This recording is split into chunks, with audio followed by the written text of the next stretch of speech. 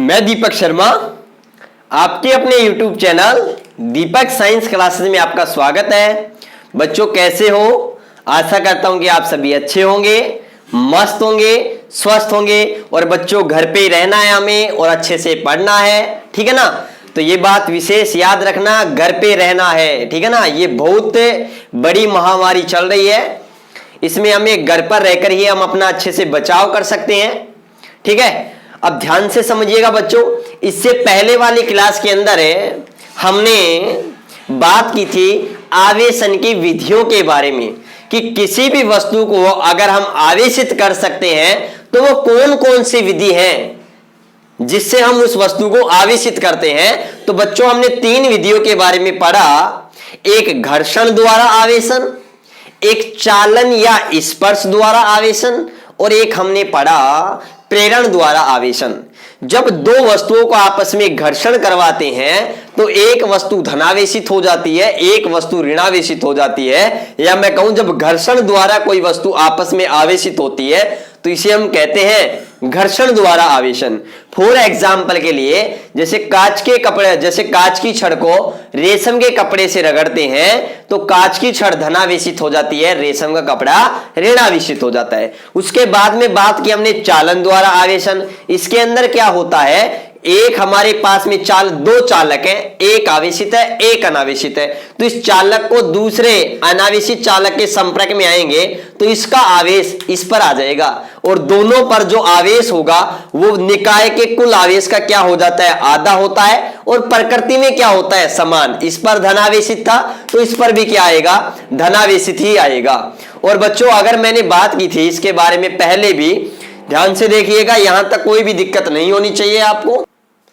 प्रेरण द्वारा आवेशन के अंदर वस्तुओं को बिना स्पर्श किए, एक हमारे पास में चालक वस्तु है, दूसरी हमारे पास में अचालक वस्तु है, तो उस पर बिना स्पर्श किए उस पर क्या विपरीत प्रकृति का आवेश उत्पन्न कर दिया जाता है। जबकि जो वस्तु थी उसके जिस पर पहले से आवेश उपस्थित था उसके आवेश में कोई भी कमी नहीं आती है, ठीक है ना। तो हमने इन सभी के बारे में बात की थी अच्छे से। अब ध्यान से समझिएगा, आज हम इस क्लास में बात करेंगे आवेश के मात्रक के बारे में। तो आज की इस क्लास के अंदर हमारा टॉपिक है आवेश के मात्रक। अब देखो आवेश के मात्रक क्या होते हैं, ध्यान से समझिएगा। सबसे पहले अगर मैं आपको अच्छे से बताऊं तो आपको पता है विद्युत धारा होती है वो एक मूल राशि होती है। आपको पता है एसआई पद्धति में मूल राशियां कितनी होती हैं, 7, और 2 कितनी राशियां होती है, पूरक राशियां। तो अगर एसआई पद्धति में 7 मूल राशियां हैं, 7 क्या है, मूल राशियां हैं, तो इन मूल राशियों के जो मात्रक होते हैं उन्हें हम क्या कहते हैं, मूल मात्रक कहते हैं। तो याद रखिएगा मूल मात्रक कितने होते हैं, 7 होते हैं। और उन 7 के अंदर एक हमारे पास में, या मैं कहूं मूल राशियां 7 होती हैं, और या उन 7 मूल राशियों के 7 मूल मात्रक भी होते हैं। और उन मात्रकों के अंदर एक हमारे पास में विद्युत धारा का मात्रक होता है, ऐसा ही मात्रक जिसका नाम है एम्पियर। अब ध्यान से समझिएगा, हम वहीं से आवेश के मात्रक को उत्पन्न करते हैं। तो आप सभी को पता है, आप सभी जानते हो, और वो क्या जानते हो बच्चों, आप जानते हो कि विद्युत धारा I बराबर क्या होता है, Q/T। यहां पर Q क्या है बच्चों, आवेश होता है। Q क्या होता है, आवेश। यहां पर Q क्या है, आवेश है, चार्ज है। और आपको पता है यहां पर चार्ज है, हमें किसका मात्रक ज्ञात करना है, आवेश का। तो यहां से अगर हम वज्र क्रॉस मल्टीपल करेंगे तो हमारे पास में Q बराबर क्या आ जाएगा, I/T। अब विद्युत धारा है, इसका मात्रक क्या होता है, हमारे पास में एम्पियर होता है। और समय होता है, इसका मात्रक क्या होता है, सेकंड होता है। तो यहां पर हमारे पास में जो आवेश का मात्रक आता है वो क्या आता है, एम्पियर इंटू सेकंड आता है। और बच्चों इस एम्पियर इंटू सेकंड को ही एसआई पद्धति के अंदर क्या नाम दिया गया, कूलाम नाम दिया गया, वैज्ञानिक कूलाम के सम्मान में। तो याद रखिएगा हमारे पास में आवेश होता है, उस आवेश का जो एसआई मात्रक होता है वो बच्चों क्या होता है, कूलाम होता है। और कूलाम को किससे प्रदर्शित करते हैं बच्चों, सी से प्रदर्शित करते हैं। यहां तक आपको अच्छे से समझ में आना चाहिए। देखो I बराबर Q अपॉन T होता है। T क्या है हमारे समास में? समय होता है। विद्युत धारा क्या है? आवेश में परिवर्तन की दर को हम विद्युत धारा कहते हैं। यहां से Q किसके इक्वल होगा? I इंटू टी के। I क्या है? विद्युत धारा। विद्युत धारा का ऐसा ही मात्रक क्या होता है बच्चों? एम्पियर होता है। समय का ऐसा ही मात्रक सेकंड होता है। तो मेरे को एक बात बताओ, आवेश का मात्रक क्या हो गया? एम्पियर इंटू सेकंड हो गया। क्लियर ये बात? और इसी को बच्चों ऐसा पद्धति में क्या कहा जाता है? कूलाम कहा जाता है। कूलाम को हम सी से प्रदर्शित करते हैं। एक फ्रांसीसी वैज्ञानिक थे कूलाम, उनके सम्मान में आवेश का मात्रक क्या रखा गया था? कूलाम रखा गया था। और हम इससे अगले चैप्टर आने वाली 1-2 क्लास के अंदर हम पढ़ेंगे, कूलाम का नियम भी पढ़ेंगे। अब ध्यान से समझिएगा, आवेश का ऐसा ही मात्रक होता है वो कूलाम होता है। और ध्यान से समझिएगा, आवेश का अन्य मात्रक क्या होता है? अन्य मात्रक क्या होता है? तो अन्य मात्रक एक हमारे पास में ये एम्पियर इंटू सेकेंड भी होता है। याद रखिएगा, एम्पियर को केवल ए से ही प्रदर्शित करते हैं, ए इंटू सेकेंड, याद रखिएगा। लेकिन हम एम्पियर ऐसे भी लिख देते हैं, कहीं कोई दिक्कत वाली बात नहीं है।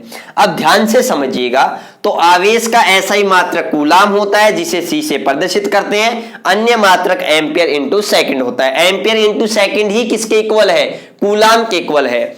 अब देखो, अगर मैं यहां से एक कूलाम की परिभाषा बनाना चाहूं तो मैं ऐसे भी बना सकता हूं कि यदि मेरे पास में, यदि किसी तार में I बराबर 1 एम्पियर, यहां I का मान, अरे यहां पर एक बात बताओ, मुझे 1 कूलाम बनाना है।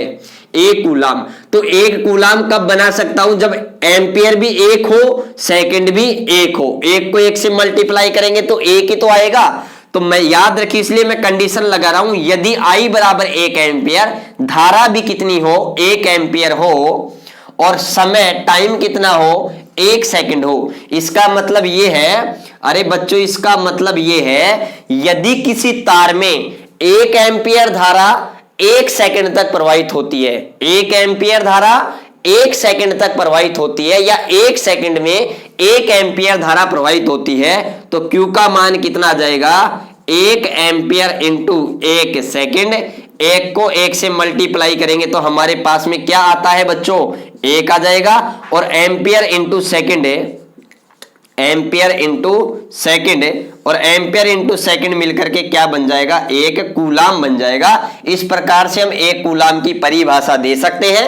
कैसे दे सकते हैं? यदि किसी तार में 1 एम्पियर धारा 1 सेकंड तक प्रवाहित होती है तो उस तार के अंदर 1 कूलाम आवेश प्रवाहित हो रहा है। या ऐसे बोल दो, यदि किसी तार में 1 सेकंड में 1 एम्पियर धारा प्रवाहित हो रही है, इसका मतलब उस तार के अंदर कितना चार्ज है? 1 कूलाम आवेश है। और बच्चों मैं आपको बता दूं, ध्यान से समझिएगा, यहां पर मैं आपको एक बात और बता दूं, Q बराबर क्या होता है? N इंटू ई होता है। ध्यान से समझिएगा, Q बराबर क्या होता है? N इंटू ई होता है। Q तो क्या है बच्चों? Q यहां पर टोटल चार्ज होता है। N क्या होता है? नंबर ऑफ इलेक्ट्रॉन्स होता है। और E क्या है? E आवेश का क्वांटा होता है, जिसका मान 1.6 इंटू 10⁻⁻19 कूलाम होता है। ठीक है ना, ये E का मान हो गया। तो एक बात बताओ, अगर हमें N याद करना है, अगर मैं आपको कहूं 1 कूलाम आवेश के अंदर इलेक्ट्रॉन की संख्या कितनी होती है, तो याद रखिएगा 1 कूलाम आवेश के अंदर, याद रखिएगा यहां पर Q बराबर कितना है? 1 कूलाम आवेश के अंदर मैं क्या पूछ रहा हूं? इलेक्ट्रॉन की संख्या। तो कैसे कैलकुलेट करेंगे? तो बच्चों हम देखो कैसे कैलकुलेट करेंगे। मैं ये क्वेश्चन क्यों बता रहा हूं? क्योंकि मैं यहां से भी परिभाषा बनाऊंगा। किसकी?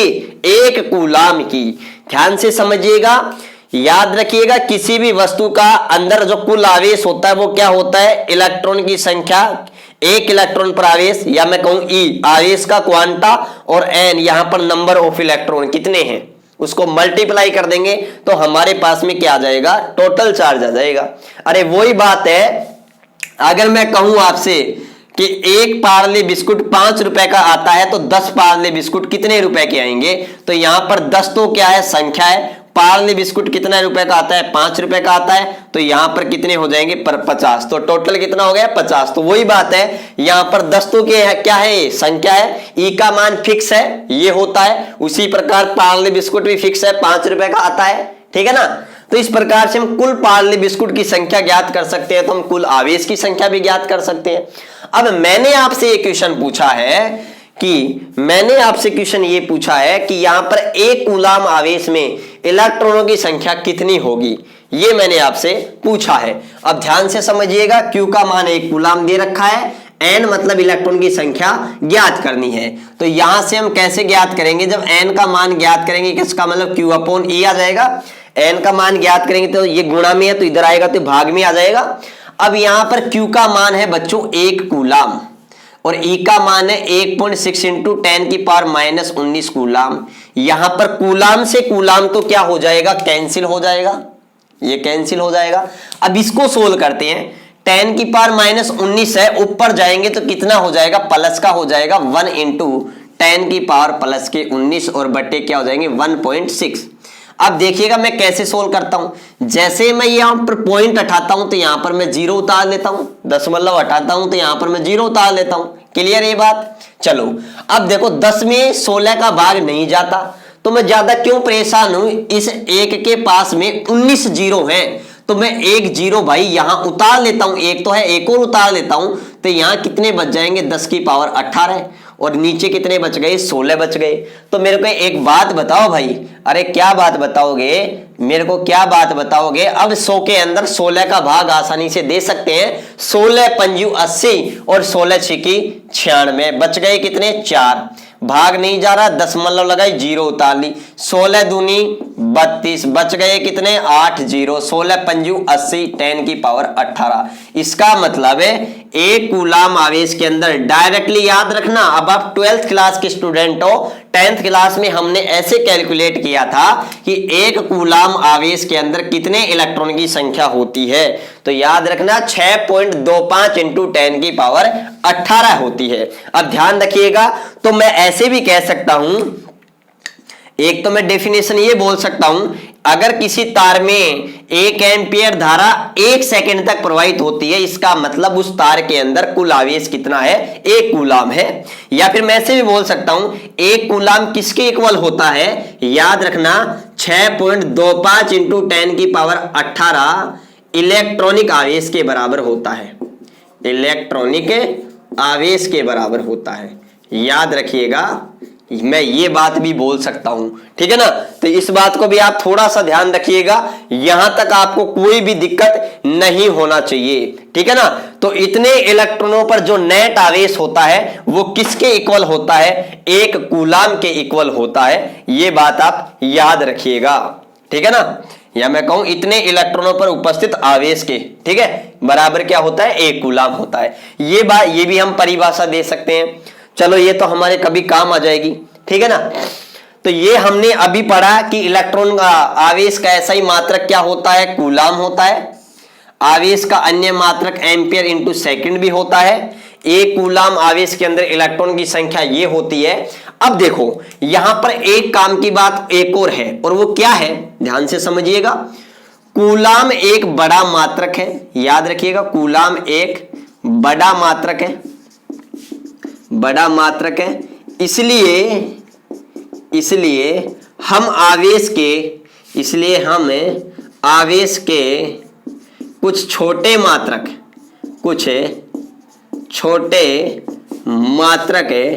प्रयोग में लेते हैं या उपयोग में लेते हैं। अब वो छोटे मात्रक कौन कौन से हैं भाई, आवेश का ऐसा ही मात्रक तो कूलाम ही है, लेकिन हम इस चैप्टर के अंदर बहुत सारे छोटे मात्रकों का प्रयोग करेंगे। वो मात्रक कौन कौन से हैं, इस बात को आप ध्यान से समझिएगा, वो मात्रक कौन से हैं। एक हम प्रयोग करते हैं मिली कूलाम, क्या बोलते हैं हम, मिली कूलाम। तो 1 मिली कूलाम बोल दूं मैं, याद रखिएगा 1 मिली कूलाम। तो मिली का मतलब है m और कूलाम का मतलब है c। तो मैं ऐसे बोल दूं, देखो यहां पर 1 milli coulomb, 1 micro coulomb, 1 nano coulomb, 1 pico coulomb. तो बच्चों पहले तो आपको एक कोडवर्ड पता होना चाहिए कि मिली का मतलब है, याद रखिएगा, मिली का मतलब क्या होता है 10 की पावर -3। माइक्रो का मतलब होता है 10 की पावर -6। नैनो का मतलब होता है 10 की पावर -9 और पीको का मतलब होता है 10 की पावर -12। ये हमें साइंस के कुछ बेसिक बातें पता होनी चाहिए, ये पता होना चाहिए। अब आगे आप बोलो 1 मिलीमीटर, तो 1 मिलीमीटर का मतलब 10 की पावर -3 मीटर। अगर यहाँ मिलीमीटर है तो यहाँ मीटर हो जाएगा। माइक्रोमीटर है तो 10 की पावर -6 मीटर। नैनोमीटर है तो 10 की पावर -9 मीटर। पिकोमीटर है तो यहाँ मीटर हो जाएगा। तो ये क्या है बच्चों, ये कोड वर्ड है, इनका आपको बेसिकली पता होना चाहिए, ठीक है ना। अगर मैं यहाँ पर अब कूलाम की बात कर रहे हैं तो मिली कूलाम, तो 10 की पावर -3 कूलाम, बस इतनी सी बात है। तो पहले तो आपको ये समझना होगा, पहले ये समझना होगा, क्योंकि ये न्यूमेरिकल के अंदर हमें बहुत सारे काम आएंगे। तो पहले तो देखो मिली का मतलब क्या होता है रे, 10 की पावर -3। माइक्रो का मतलब कितना होता है रे, 10 की पावर -6। नैनो का मतलब कितना होता है, 10 की पावर -9। पीको का मतलब कितना होता है, 10 की पावर -12। अब कूलाम है तो यहां पर कूलाम कूलाम कूलाम और कूलाम। तो ये बेसिक बातें हमें मालूम होनी चाहिए अच्छे से। तो ये बात आपको अच्छे से क्लियर, ठीक है ना। बहुत काम में आएंगी ये बात कि मिली का मतलब क्या होता है, फर्मी का मतलब क्या होता है, 10 की पावर -15। तो यहां तक आपको कोई डाउट नहीं होना चाहिए, बेसिक रूप से पता होना चाहिए। आवेश का ऐसा ही मात्रक कूलाम होता है, अन्य मात्रक एम्पियर इंटू सेकंड होता है। कूलाम एक बड़ा मात्रक होता है, इसलिए हम छोटे मात्रकों का प्रयोग करते हैं। ये बात आपको अच्छे से क्लियर होनी चाहिए, ठीक है। अब दूसरी बात एक और देखिएगा, यहां पर अगर मैं वीमा के बारे में बात करूं, आवेश की किसके बारे में बात करूं, वीमा के बारे में बात करूं, तो याद रखिएगा, देखो आवेश Q बराबर क्या होता है, I इंटू टी। तो विद्युत धारा की वीमा क्या होती है, एम्पियर A1। और टाइम है तो टाइम की वीमा T1 हो गई। तो यहां पर हमारे पास में आवेश की वीमा क्या आ जाती है, A1 और T1। और इसको हम ऐसे भी लिख सकते हैं, कैसे लिख सकते हैं, M0 L0 T1 और A1। तो ये हमारे पास में आवेश की क्या आ जाती है, वीमा आ जाती है। ये बात भी आप थोड़ा सा ध्यान रखिएगा, यहां तक आपको कोई दिक्कत नहीं होनी चाहिए, यहां तक आपको कोई दिक्कत नहीं होनी चाहिए। क्लियर है बात। ये मैंने वीमा के बारे में बात कर दी, ये तो मैंने आवेश के ऐसा ही मात्रकों के बारे में बात की। अब मैं बात करता हूं आवेश के सीजीएस मात्रक के बारे में। चलो पहले आप इसका स्क्रीनशॉट ले सकते हो, बिल्कुल एक एक बात हम अच्छे से समझेंगे। अब देखिएगा, अब आवेश के हम सीजीएस मात्रक के बारे में बात करते हैं, यहां तक आपको कोई दिक्कत नहीं होनी चाहिए। अब बात करते हैं आवेश के सीजीएस मात्रक के बारे में।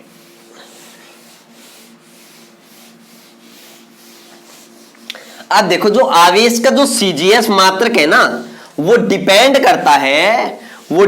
करता है कि आवेश स्थिर है या गतिशील अवस्था में है। तो याद रखिएगा, अब हम बात करते हैं आवेश का सीजीएस मात्रक।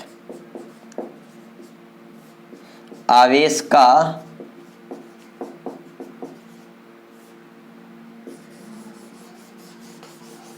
सीजीएस मात्रक, और आवेश का सीजीएस मात्रक बच्चों इस बात पर डिपेंड करता है कि आवेश गतिशील अवस्था में है या आवेश स्थिर अवस्था में है।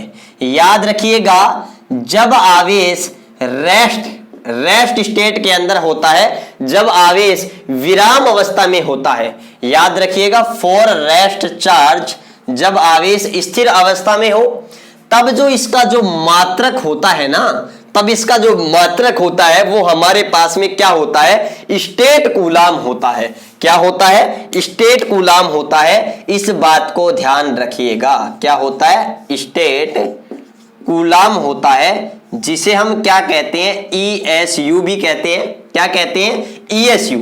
और ESU का मतलब बच्चों क्या होता है, इलेक्ट्रोस्टैटिक यूनिट होता है। जब आवेश विराम अवस्था में होता है तब उसका जो मात्रक होता है ना वो क्या होता है, स्टेट कूलाम होता है। और याद रखिएगा इस स्टेट कूलाम को ही क्या कहा जाता है बच्चों, इस स्टेट कूलाम को ही क्या कहा जाता है, इस स्टेट कूलाम को ही कहा जाता है फ्रैंकलिन।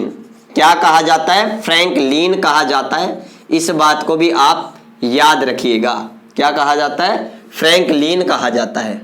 और याद रखिएगा ये जो फ्रैंकलिन होता है ना वो इस आवेश का सबसे छोटा क्या होता है, मात्रक होता है। इस बारे में भी आप अच्छे से समझिएगा, ठीक है ना, ये भी याद रखिएगा। अब ध्यान से देखिएगा कि एक ESU बराबर हमारे पास में क्या होता है, कितना क्या कूलाम होता है, एक कूलाम में कितना ESU होता है। तो बच्चों याद रखिएगा एक कूलाम में 3 × 10⁹ क्या होते हैं, ESU होता है, इलेक्ट्रोस्टैटिक यूनिट। एक कूलाम किसके इक्वल होता है, एक कूलाम इक्वल होता है 3 × 10⁹ ESU के। या मैं ये भी कह सकता हूं कि एक ESU है वो कितने कूलाम के इक्वल होता है, 1/3 × 10⁹ कूलाम के। या मैं इसी को कह दूं, या 10⁹ को मैं ऊपर भी ला सकता हूं, लेकिन आप यहीं रहने दो, यहां तक ही ठीक रहेगा, ठीक है ना, क्यों यहां से ही हम चेंज कर लेंगे। तो एक बात ये याद रखना, जब चार्ज रेस्ट अवस्था में हो, जब चार्ज रेस्ट अवस्था में हो तो सिचुएशन में जो मात्रक होता है वो स्टेट कूलाम होता है, इसे ही हम फ्रैंकलिन कहते हैं। एक कूलाम कितने ESU के बराबर होता है, 3 × 10⁹ ESU के बराबर होता है। या मैं कहूं एक ESU की बात करूं तो 3 × 10⁹ का मैं क्या दे दूंगा बच्चों, भाग दे दूंगा। यहां तक कोई दिक्कत नहीं होनी चाहिए। और बच्चों जब आवेश है ना, जब आवेश गतिशील अवस्था में हो, तो बात करें for moving charge, for moving charge, जब आवेश गतिशील अवस्था में हो तो उस कंडीशन में जो आवेश का जो मात्रक होता है ना, CGS मात्रक, वो हमारे पास में क्या होता है, एब कूलाम होता है। क्या होता है, एब कूलाम होता है, एब कूलाम।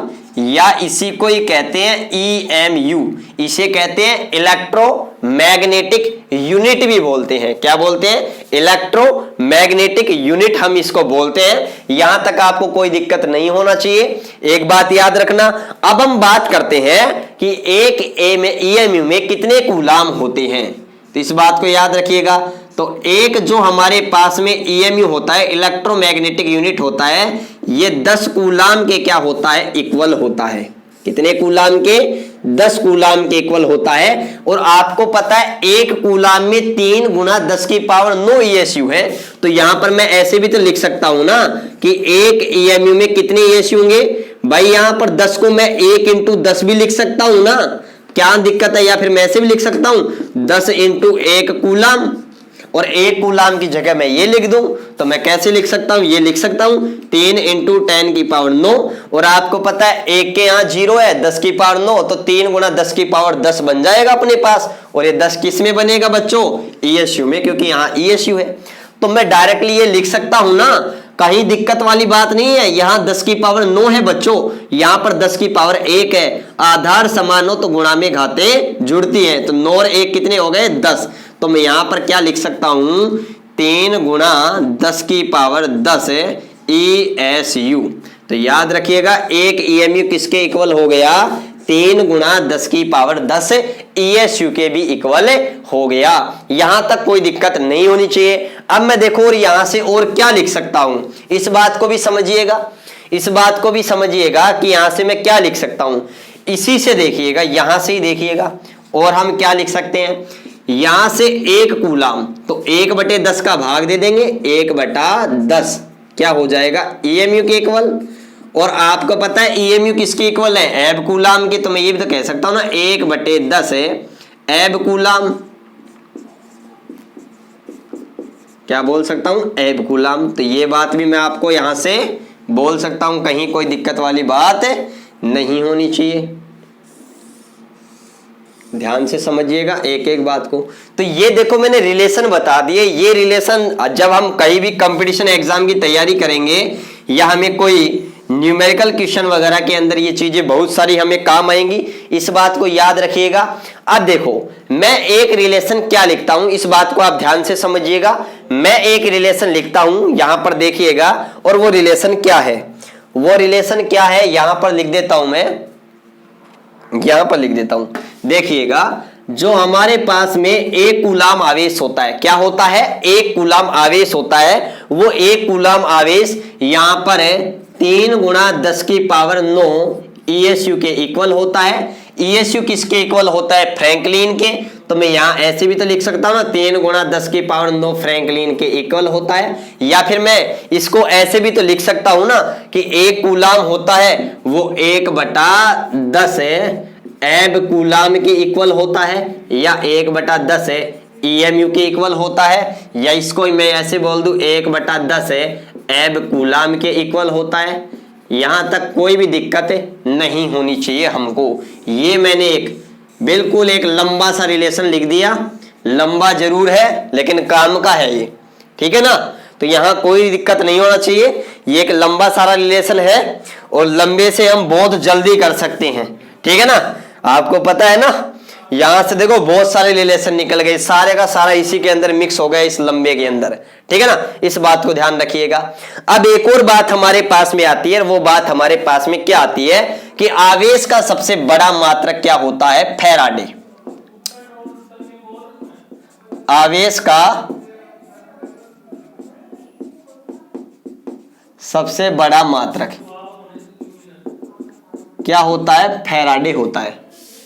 क्या होता है, फैराडे, न कि फैरड होता है। इस बात को याद रखिएगा, आवेश का सबसे बड़ा मात्रक फैराडे होता है। और याद रखिएगा, एक फैराडे में कितना कूलाम आवेश होता है बच्चों, एक फैराडे में 96,500 कूलाम आवेश होता है। कितना कूलाम आवेश होता है, 96,500 कूलाम आवेश होता है। इस बात को आप ध्यान से समझिएगा। एक बात तो याद रखिएगा, आवेश का सबसे बड़ा मात्रक कौन सा होता है, फैराडे होता है, न कि फैरड। बहुत सारे ऐसे बोल देते हैं कि नहीं फैरड होता है, अरे वो फैरड नहीं होता। फैरड तो किसका मात्रक होता है, धारिता का मात्रक होता है, ठीक है ना, ये याद रखिएगा। दूसरी बात आप ये याद रखिएगा, यहां पर जो हमारे पास में देखो, यहां से देखिएगा, यहां से जो EMU और ESU का जो अनुपात होता है वो किसके बराबर होता है, 3 गुणा 10 की पावर 10 सेंटीमीटर प्रति सेकंड के इक्वल होता है, जो प्रकाश के वेग के इक्वल है। इस बात को याद रखिएगा। तो यहां तक कोई दिक्कत वाली बात नहीं होनी चाहिए। आज हमने बात की है आवेश के मात्रकों के बारे में, आवेश की विमा के बारे में बात की है। तो यहां तक कोई डाउट हो तो कमेंट बॉक्स में कमेंट कीजिए। मिलते हैं अगली क्लास में, तब तक के लिए आप सभी का बहुत सारा धन्यवाद, ठीक है। बस ऐसे ही प्यार बनाए रखें अपना, ज्यादा से ज्यादा क्लास को शेयर करें, लाइक करें, सब्सक्राइब करना बिल्कुल ना भूलें। मिलते हैं अगली क्लास में, तब तक आप सभी का बहुत बहुत धन्यवाद। Thank you.